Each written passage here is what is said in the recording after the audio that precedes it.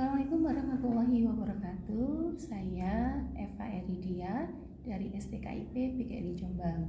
Saya akan menjelaskan tentang RPS tentang semantik. Mata kuliahnya adalah semantik, kodenya 610414. Dan untuk deskripsi mata kuliah semantik adalah mata kuliah semantik merupakan cabang linguistik yang mengkaji tentang makna. Dalam perkuliahan ini dibahas tentang konsep dasar semantik, dimulai dari pengertian, sejarah dan perkembangan semantik, hubungan semantik dan ilmu lain, semantik dan masalahnya, kemudian makna ditinjau dari segi penamaan dan pendefinisian, jenis-jenis makna, relasi makna, medan dan komponen makna, serta perubahan makna, kategori makna leksikal, gaya bahasa dan majas, serta pengajaran makna, kata, semantik dan pragmatik. Nah, untuk pembelajaran hari ini yaitu tentang semantik dan masalahnya. Semantik dan masalahnya itu akan dipresentasikan tentang media pembelajarannya, yaitu ceramah, diskusi, dan tanya jawab, serta nanti ada kuisis. Setelah itu dalam dalam semantik dan masalahnya, mahasiswa diharapkan mampu mengetahui dan memahami dan menjelaskan aspek-aspek semantik dan permasalahannya secara komprehensif. Dan mahasiswa di sini diharuskan untuk menyimak penjelasan dari dosen mengenai aspek-aspek semantik serta permasalahannya yang selalu muncul dari sisi semantik. Kemudian mendiskusikan mengapa munculnya permasalahan dan mencarikan solusinya. Kemudian dalam kriteria penilaiannya nanti diharuskan mahasiswa menguasai konsep frase berdasarkan persamaan distribusinya, yaitu tentang semantik dan permasalahannya itu tadi. Dan bentuk non-tesnya, mahasiswa diharapkan mampu untuk memahami konsep ilmu semantik dengan beragam permasalahannya. Dan nantinya ketika mahasiswa dalam perkuliahan ini diharapkan juga memiliki pengetahuan dan pemahaman tentang semantik serta mampu memecahkan masalah dan soal mengenai hal-hal yang berkaitan dengan aspek-aspek semantik. Nah, dari sini nanti akan dijelaskan juga ketika teman-teman mahasiswa untuk tugas UTS, UAS, aturan perkuliahan dan penilaian. Dan ini nanti teman-teman mahasiswa akan mengetahui bahwa ketika mahasiswa mengikuti tugas itu akan dinilai dalam tugas individu dan kelompok. Dan juga tentang mahasiswa ketika berpartisipasi dalam diskusi, ketika mereka bertanya ataukah menjawab dalam kuisis. Lalu berikutnya tentang masalah media pembelajarannya. Kuisis itu akan ditanyakan tentang semantik dan masalahnya. Jadi dalam pembelajaran semantik, mahasiswa diharapkan berkolaborasi dan bereksperimen, dan juga istilahnya itu mereka akan bisa menjawab secara pilihan ganda. Terima kasih. Assalamualaikum warahmatullahi wabarakatuh. Oke, untuk selanjutnya kita simak video pembelajaran tentang mata kuliah semantik, yaitu semantik dan masalahnya.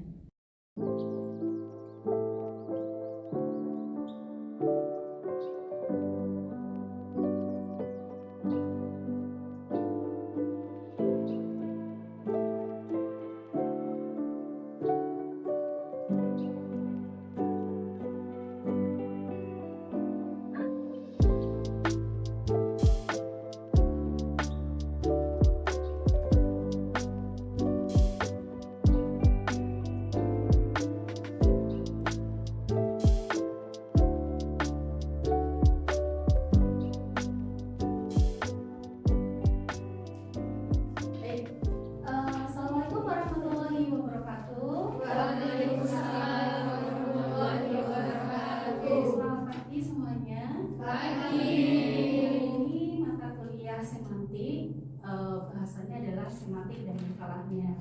Oke, baik. Hari ini saya akan menjelaskan dulu ya tentang semantik dan masalahnya. Nah, di sini kita akan menjelaskan tentang pengertian menurut bahasa yang pertama. Nah, pengertian bahasa menurut semantik menurut bahasa yang pertama yaitu tentang bahasa Yunani. Bahasa Yunani itu mengartikan bahwa semantik itu berarti makna tanda bahasa, ya, tanda bahasa. Nah, bahasa Indonesia itu semantik, kalau bahasa Yunani itu sema, sedangkan bahasa Indonesia itu semantik. Ya, ini berarti makna tanda bahasa.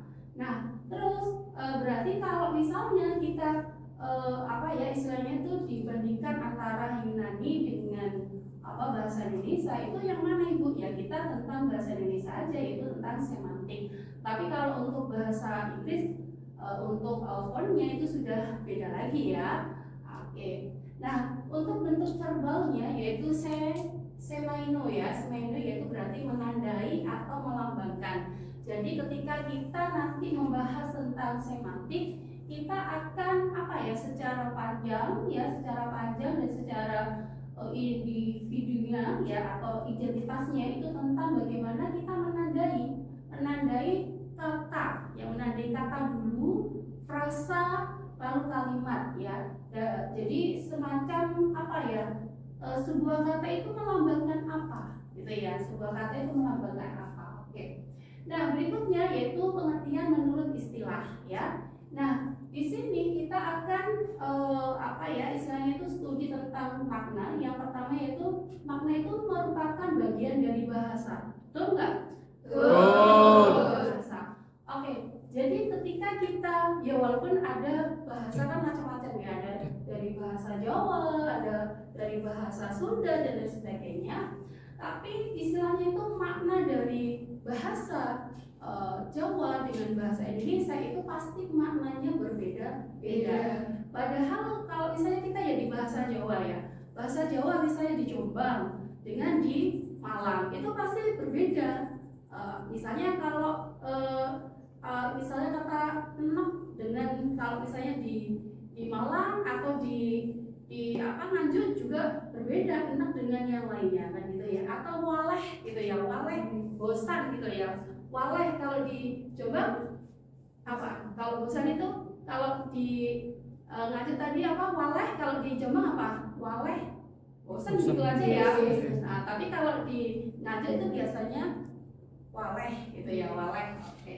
Nah, makna sebagian bagian dari linguistik. Oke. Kenapa? Karena ketika kita istilahnya itu menjelaskan tentang semantik dari linguistiknya, yaitu tadi dari misalnya ya sebuah kalimat itu kan memang terdiri dari satu ya, istilahnya itu dari kata per kata, terus frasa per frasa, ataukah klausa gitu ya. Nah, terus habis itu di linguistik itu kan semacam kita nanti akan berdampingan dengan yang namanya font, berdampingan dengan yang namanya morfo, terus berdampingan juga dengan yang namanya sintaksis ya. Jadi nanti kita membahas masalah semantik ya, itu kita harus berdampingan dengan unsur-unsur itu tadi.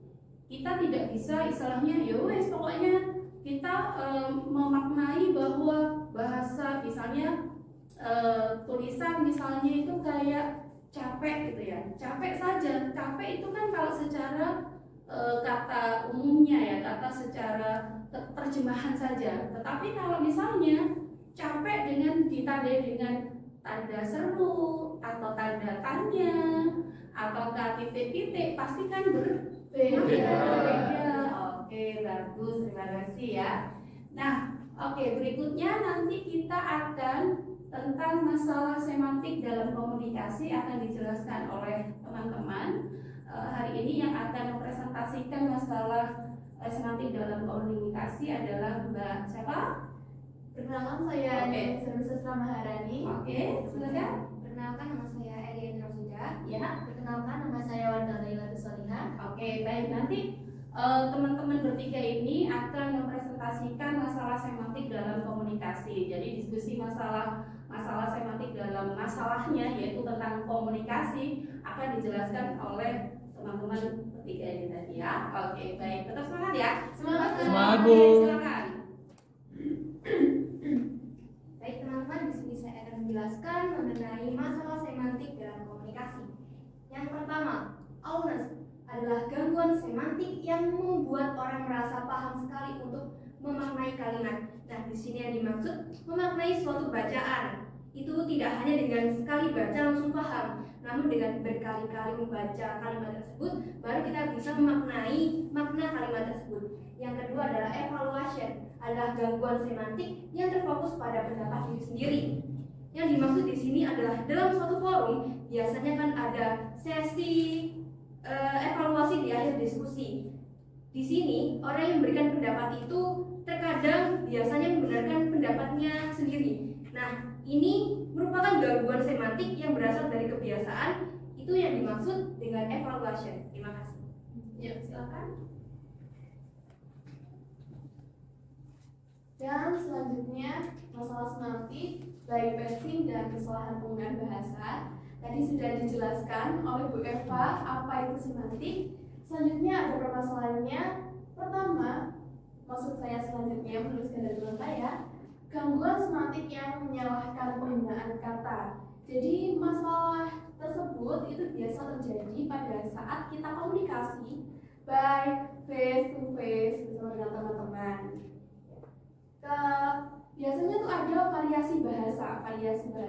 Kalau kita kan sudah akrab banget sama teman-teman itu kan ada kata-kata tambahan seperti kata-kata gaul kan, apalagi kita sebagai anak muda. Benar apa tidak teman-teman? Betul. Selanjutnya ada kesalahan penggunaan bahasa.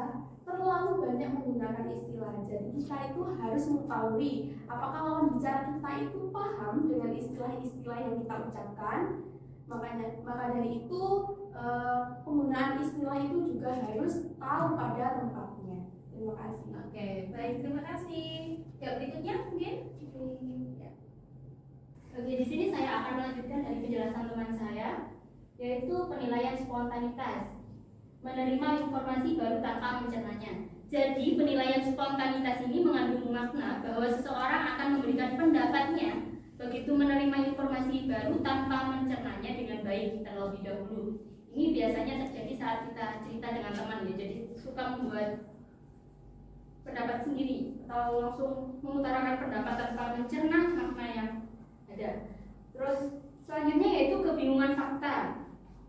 Banyaknya informasi yang tidak konsisten. Banyaknya informasi yang diterima akan menyebabkan kebingungan fakta. Informasi yang tidak konsisten terutama akan memberikan kesalahan-kesalahan dalam penerimaan komunikasi yang ada. Jadi kalau kita mendapatkan banyak fakta-fakta baru itu pasti akan mendapatkan kebingungan dan pasti ada kesalahan dalam mencernanya.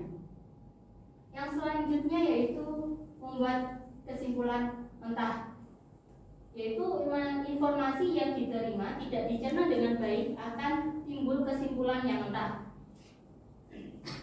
Jadi informasi yang jadi mirip-mirip dengan penilaian spontanitas, informasi yang diterima seringkali tidak dicerna baik-baik sehingga akan timbul membuat kesimpulan mentah. Seperti itu, hampir sama seperti yang kebingungan fakta tadi. Selanjutnya itu kesalahan persepsi terjadi akibat akumulasi dari gangguan simatik yang sudah dibahas. Jadi terakhir ini adalah tentang kesalahan persepsi yang bisa terjadi akibat akumulasi dan gangguan simatik di atas. Kesalahan persepsi ini akan memicu terjadinya konflik pada pihak yang terlibat dalam komunikasi. Oleh karenanya, penting bagi kita untuk menghindari gangguan simatik dalam komunikasi agar tidak terjadi konflik ataupun perselisihan.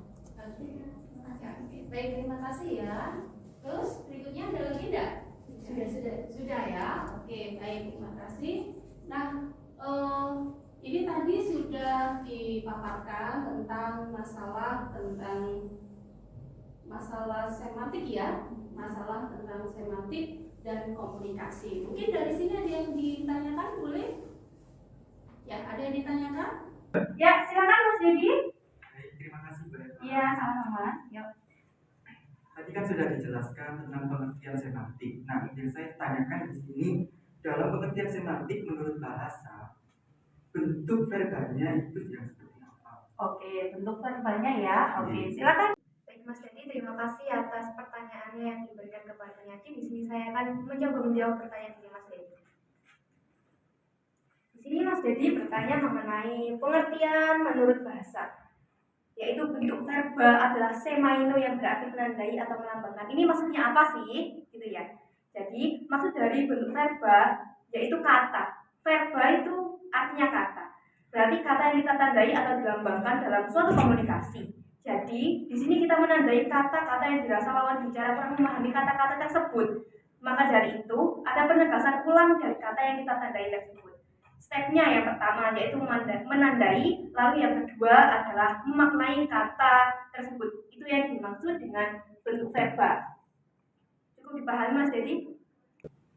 Ya, terima kasih atas jawabannya Kak Eli. Oke, baik, terima kasih ya Mas Dedi pertanyaannya dan sudah dijawab oleh teman-teman. Terima kasih, luar biasa ya.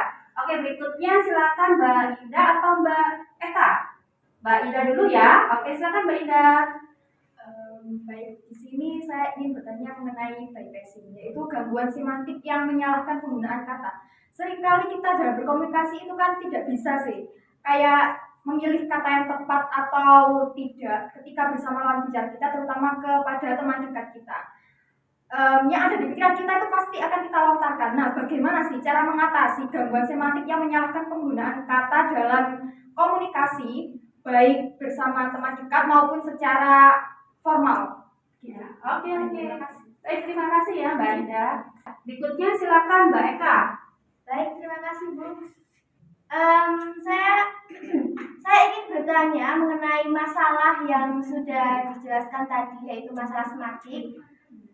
Pada bagian kesalahan penggunaan bahasa yang terlalu banyak menggunakan istilah, sehingga zaman sekarang banyak kalangan muda yang menggunakan bahasa baru dengan istilah baru atau makna baru.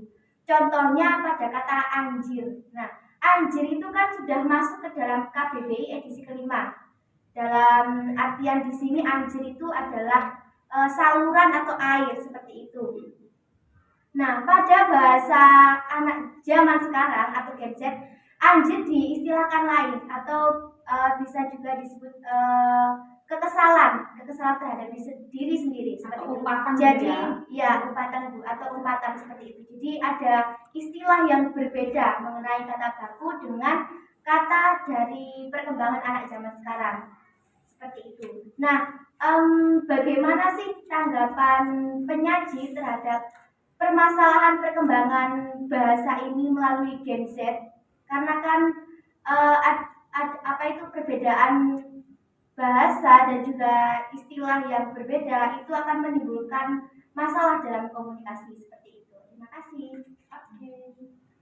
Saya akan menjawab pertanyaan dari Mbak Indah dan pertanyaan Mbak Eka secara sekaligus. Soalnya ini pertanyaannya ada kesinambungan. Ya, ada korelasinya. Baik, yang pertama dari bypassing yang ditanyakan oleh Mbak Indah. Ya, bypassing ini kan gangguan semantik yang menyalahkan penggunaan kata. Tadi Mbak Indah berbicara, apabila kita bagaimana sih caranya agar lawan bicara kita itu pemaknaannya itu bisa sama seperti kita, jadi nggak beda. Ya, caranya seperti apa ya? Kita itu harus memahami lawan bicara kita walaupun cara lawan bicara kita itu teman kita sendiri. Kita juga harus tahu mengerti karakternya seperti apa, terus bicaranya seperti apa. Penggunaan bahasa-bahasa baru itu kan biasanya ada di bahasa-bahasa gaul ya teman-teman. Ada FBI, FYP, terus ada anjir, ada kata-kata CLBK yang sudah masuk di KBBI ya, seperti itu. Dan selanjutnya dari Mbak Eka sendiri tadi kan bertanya tentang anjir ya. Anjir kan di KBBI itu kan bermakna saluran air, tetapi pemaknaan berbeda apabila kita itu berbicara dengan lawan bicara. Anjir, wah itu kan seperti umpatan seperti bunyi. Jadi pemaknaannya itu kita lihat situasi dan kita lihat lawan bicara. Seperti itu. Mungkin dari Mbak Indah atau Mbak Eka ada sanggahan atau yang lain?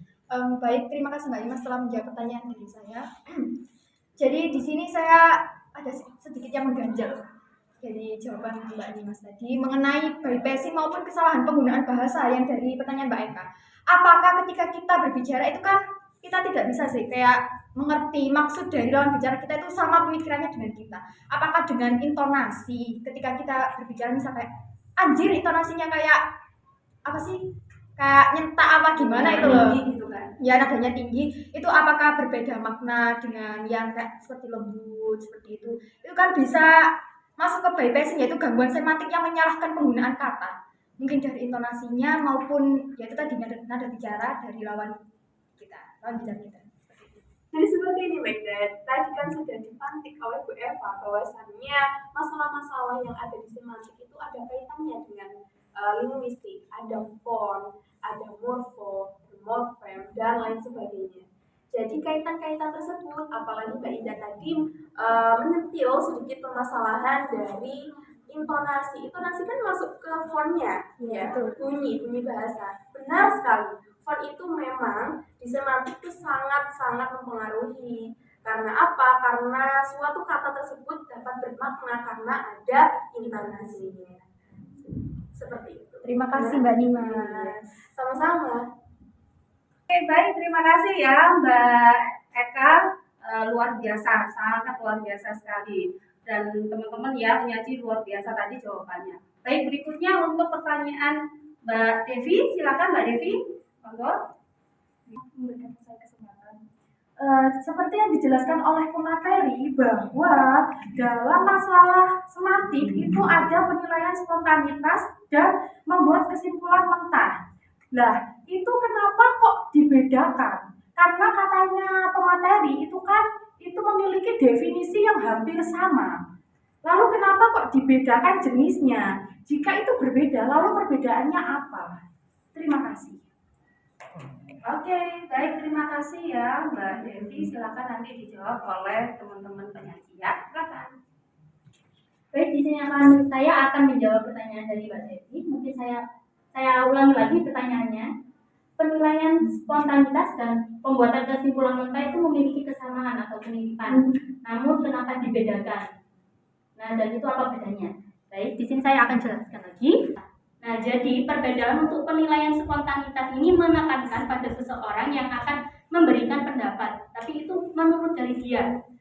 Begitu saja tanpa mencerna informasi itu terlebih dahulu. Nah, kalau membuat kesimpulan mentah ini, itu seseorang memberikan kesimpulan tapi untuk orang banyak atau di depan umum tanpa mencerna informasi itu baik-baik. Jadi kalau membuat kesimpulan mentah ini dampaknya itu lebih besar, jadi bisa membuat informasi hoax gitu. Kalau spontanitas itu dari diri sendiri, untuk diri sendiri juga, sama yang mendengarkan satu orang itu, seperti itu. Bisa dipahami atau ada sanggahan dari Mbak Devinya?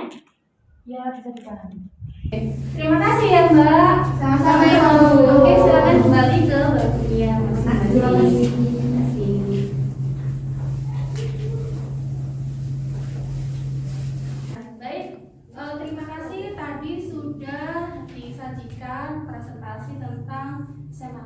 masalahnya. Jadi kalau misalnya kita simpulkan bahwa di sini memang ketika kita istilahnya itu tentang masalah semantik, kita harus tahu di sini ada always ya, bahwa gangguan semantik itu memang membuat orang merasa paham untuk memaknai kalimat. Karena begini teman-teman, kalau misalnya di sini ya di by passing, gangguan semantik yang menyalahkan penggunaan kata.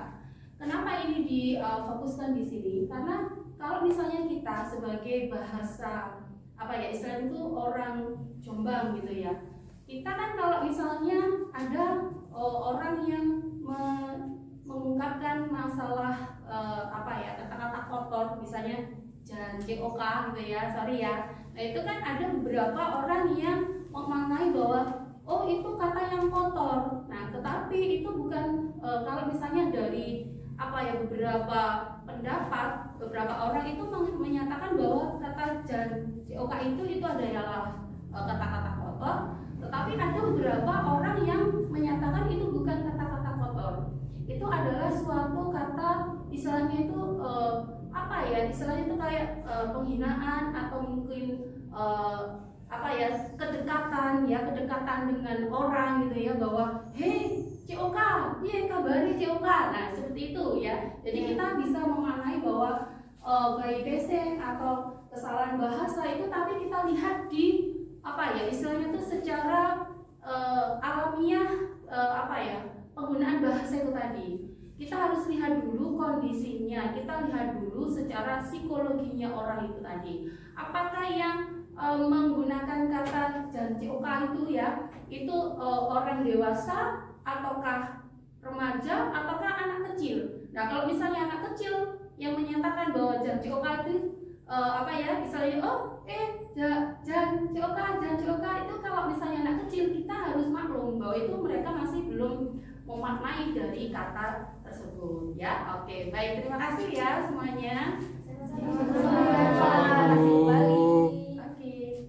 Oke, baik teman-teman, sekarang sesi kedua ya, sesi kuis ya. Nah kalian kan sudah membuka untuk kuisis ya. Nah, silakan kalian gabung di kode ini ya. Oke, silakan sudah diketik-ketik untuk kodenya. Sudah, kita mulai ya. Oke. Nah, oke ya, kita mulai ya. Untuk kuisnya ya. Oke.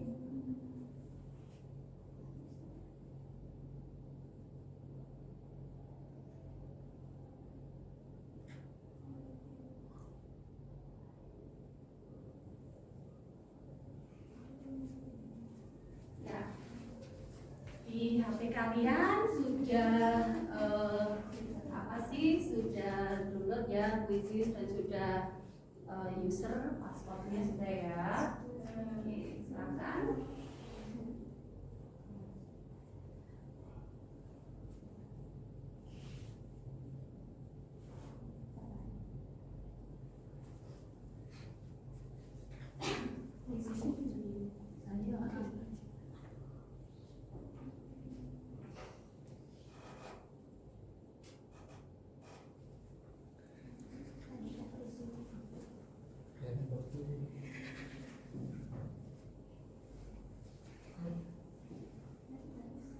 Kalau yang belum siapa?